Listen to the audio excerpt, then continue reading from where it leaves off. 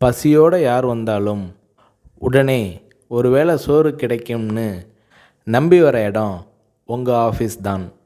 பசி பட்டினின்னு கிடந்து வந்த ஆள் இதை பண்ணுறாருனா சரி. நீங்கள் வசதியான வீட்டில் வளர்ந்து வந்தவர். இந்த பழக்கம் எப்படி உங்களுக்கு வந்தது என்று விஜயகாந்த் அவர்களிடம் ஒரு முறை கேட்டபோது அதற்கு விஜயகாந்த் அவர்கள், அதுக்கு காரணம் எங்கள் ரைஸ் மில். மதுரை மில்லில் நான் இருந்தப்போ வேலையாட்களை கவனிப்பேன். ஒரு தூக்கு சட்டியில் சோறு இருக்கும்.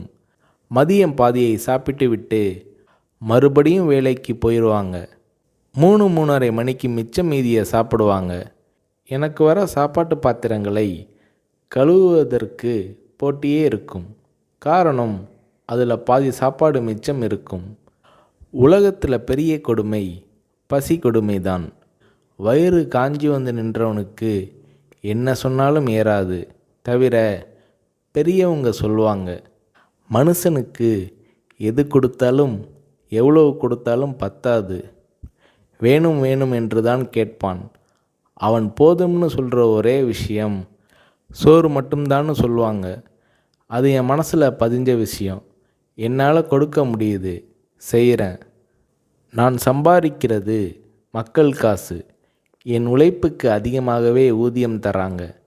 அதில் ஒரு பகுதியை படிப்பு அது இதுன்னு அவங்க உதவிக்காக செலவழிக்கிறது என்னோட பொறுப்பு என்கிறார் விஜயகாந்த்.